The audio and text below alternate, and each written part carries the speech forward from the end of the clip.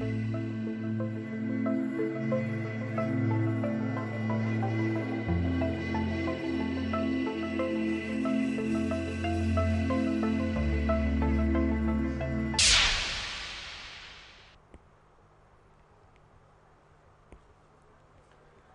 मैं हूं सूरज चौहान के और आप देख रहे हैं बिंदास बोल।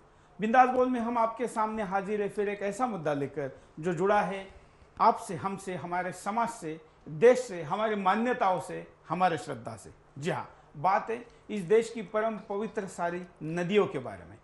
देश के साधु संतों ने, किसानों ने मिलकर एक आंदोलन चलाया है और दिल्ली में जंतर मंतर पर एक धरना चल रहा है। वैसे तो छुटपुट धरनों के लिए भी बड़े बड़े नेता आते हैं, लेकिन इस आंदोलन की तरफ सरकार ने कोई ठीक से ध्यान नहीं दिया है। इससे दो बातें जाहिर होती है कि सरकार कितनी गंभीर है और समाज भी इस पर कितना चिंतन करता है। आज विश्व वसुंधरा दिवस है। अर्थ डे के इस मौके पर हमने अपने स्टूडियो में निमंत्रित किया है। आज के बिंदास बोल में हमारे साथ रहेंगे भारतीय किसान यूनियन के राष्ट्रीय अध्यक्ष भानु प्रताप सिंह जी। भानु जी, आपका स्वागत है बिंदास बोल में। साथ में भानु जी, आपका स्वागत है। भानु जी के साथ हमारे साथ रहेंगे जय कृष्ण दास महाराज, जो कि राष्ट्रीय संरक्षक है भारतीय किसान यूनियन के और मान मंदिर बरवाना से हैं। और भानु प्रताप सिंह जी के साथ इस आंदोलन में जुड़े हैं। साथ ही राधा जीवन पोद्दार जी, जो कि एनआरआई है, यूएस में रहते हैं और इस आंदोलन के लिए 45 दिन की यात्रा करके दिल्ली आए। स्वागत है आपका पोद्दार जी। धन्यवाद। पोद्दार जी इन दिनों जंतर मन की सड़क पर किसानों के साथ सो रहे हैं। अनिवासी भारतीय की देश के लिए कमिटमेंट, हम उनके साथ इस कार्यक्रम में जुड़े रहेंगे। तीनों अतिथियों के साथ आप ऑस्ट्रेलिया से लेके यूके तक और इंटरनेट पर पूरे दुनिया में वीडियोकॉन के डीटीएच पर सारे दर्शक हमारे साथ जुड़े रहेंगे। हम सब मिलकर हमेशा की तरह बेखौफ होकर इस मुद्दे पर भी अपनी बात को रखेंगे। सबसे पहले नजर डालते हैं डिटेल में मुद्दे पर। मानव शरीर में जितना महत्व रक्त संचार करती धमनियों का है, उतना ही महत्व पृथ्वी पर बहती नदियों का है। हमारे शरीर की छोटी सी धमनी बंद होती है तो हमें बाईपास का बड़ा और खर्चीला ऑपरेशन करवाना पड़ता है, जो हमारे जीवित रहने के लिए जरूरी मानकर हम किसी भी कीमत पर और किसी भी स्थिति में करते हैं और अपनी जान बचाते हैं। लेकिन क्या हम हमारी पृथ्वी माँ, इस वसुंधरा के धमनियों अर्थात नदियों के लिए इतने गंभीर हैं? हालात तो इसका जवाब नहीं ही बता रहे हैं। भारत में ही नहीं, कमोबेश दुनिया में चारों तरफ यही स्थिति है। लेकिन कुछ देशों ने और वहाँ के समाज ने गंभीरता के साथ इसे बदला। पहले जैसे बहती नदी से सीधे पानी भरकर आप पी सकते थे, वैसा ही आज पीने लायक इसे बनाया गया है। लेकिन हमारे भारत में हम एक तरफ तो इसे पूजते हैं, वहीं दूसरी तरफ इसे गंदा भी करते हैं। उद्योगों के लिए हम नदी को मारने के लिए तैयार होते हैं।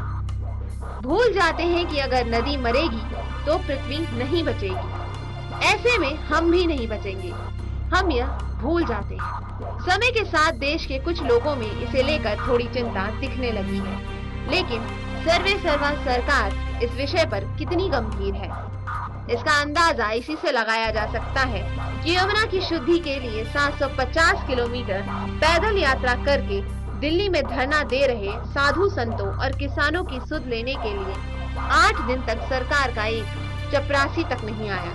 क्या पर्यावरण पे जागरूक होकर कुछ करने वालों के प्रति ये रवैया ठीक है? अब तक की किसी भी सरकार ने हमारी कभी परम पवित्र होती नदियों को दोबारा उसी स्थिति में लाने के लिए कोई ईमानदार और गंभीर उपाय नहीं किए। देश के कुछ साधु संतों ने इसे एक मुहिम के तौर पर शुरू करके मिशन आगे बढ़ाया है। अगर देश भी इसके साथ हो जाए तो हम हमारे धमनियों की तरह ही इसके लिए गंभीर होंगे, खुद भी बचेंगे और हमारे आने वाली पीढ़ी को भी ऐसा शुद्ध पर्यावरण देंगे जो उन्हें रोग मुक्त खुशहाल जीवन दे।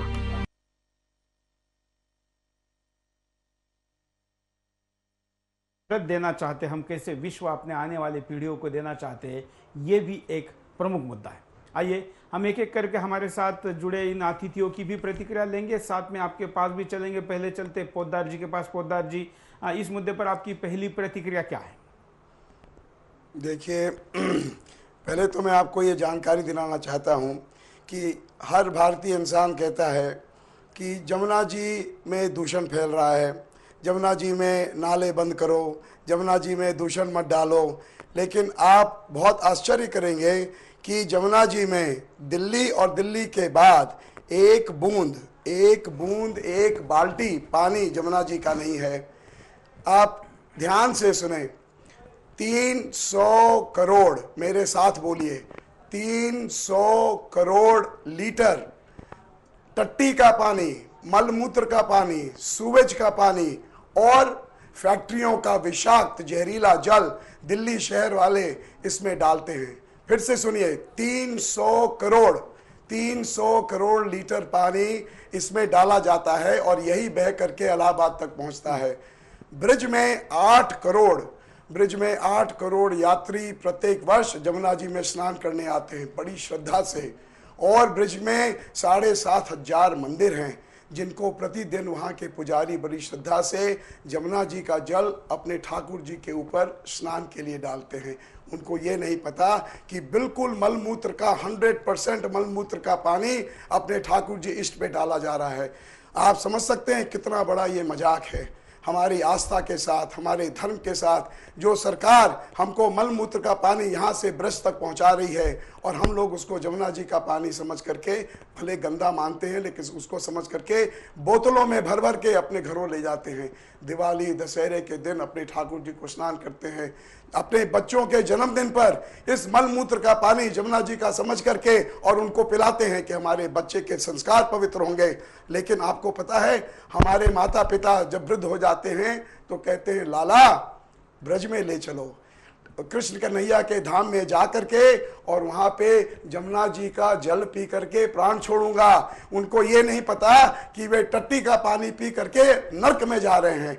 इतनी बड़ी मजाक का काम, हंसी का काम। हो आप समझ लीजिए। बिल्कुल, हम आपके पास दोबारा आएंगे, साथ साथ में हम कॉलर से भी बात करते रहेंगे। आप देख रहे हैं कि कितना गंभीर मामला है। हम इन मुद्दों की तरफ देखते नहीं और देखते हैं तो गंभीरता से लेते नहीं। लेकिन पोद्दार जी ने जिन शब्दों में इसको कहा, निश्चित तौर पर सच्चाई हमारे सामने आती रहेगी।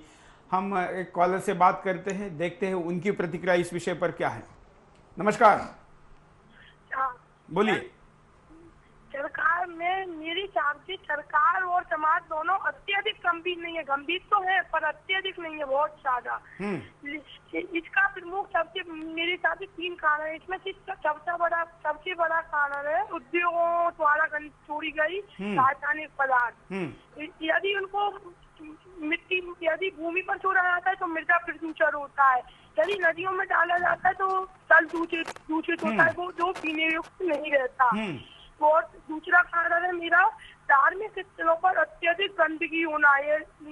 और तीसरा कारण है मेरा बड़े बड़े शहरों में से गंदगी, नाले होते हैं बड़े बड़े शहरों में, उसकी गंदगी उन नालों को सीधे नदियों में मिलाया जाता है। उनका गंदगी को यदि उनकी गंदगी को दूर करके यदि पानी को मिलाए, मतलब गंदगी को बहुत कम करके मिलाया जाए तो इससे कम नदियाँ कम दूषित। धन्यवाद। शिवम बात कर रहे थे, एक स्टूडेंट है, विद्यार्थी है और बड़ी अच्छी रुचि ले रहे हैं।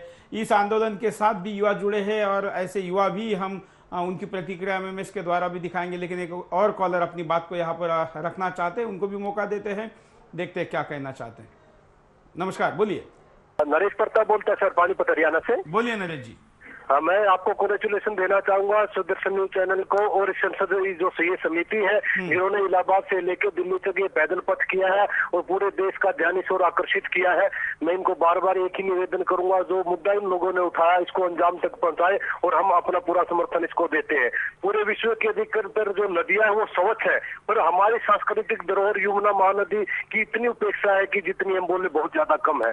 तो मैं ये कहना चाहूंगा, एक तो यमुना एक्शन जो प्लान जो केंद्र सरकार ने शुरू किया था उसका बहुत ज्यादा दुरुपयोग हुआ है, उसका आज तक कोई हमारे को फायदा मिला नहीं। उस पर दोबारा सरकार को गंभीरता से कुछ ठोस निर्णय लेना चाहिए और पूरे देशवासियों को उसके विषय में जागरूक करके एक्शन प्लान पे दोबारा विचार करके उसको लागू करके इसे यमुना नदी की उपेक्षा को खत्म करके इसको स्वच्छ करवाना चाहिए। क्योंकि यमुनोत्री से निकल के ये हिमालय से होते हुए, हरियाणा से होते हुए और ये दिल्ली से होते हुए ये बहुत आगे इलाहाबाद तक नदियों का संगम है, वहां तक ये जाती है। तो मैं कहूँगा इसमें हरियाणा सरकार भी उतनी ही दोषी है और केंद्र सरकार जितनी दोषी है। तो इसमें हर लोगों को इसमें अपने सोशल वर्किंग के तौर पर भी इसकी स्वच्छता के लिए अभियान चलाना चाहिए। और मैं ये जो मुद्दा आपने उठाया इसके लिए आपको आभारी हूँ और पूरे देश के प्रति जो आपने गंभीरता दिखाई है मैं कांग्रेचुलेशन देता हूँ सुदर्शन। धन्यवाद नरेश जी, धन्यवाद। आप भी अपनी बात को रख सकते हैं, स्क्रीन पर नंबर चल रहे हैं। लेकिन हमारे साथ जो दूसरे अतिथि हम उनसे भी, उनके पास भी चलेंगे। हम चलते भानु प्रताप जी के पास। भानु जी, किसानों ने इस आंदोलन में जिस तरीके से हिस्सा लिया है, क्या सोचकर आपने इसमें हिस्सा लिया?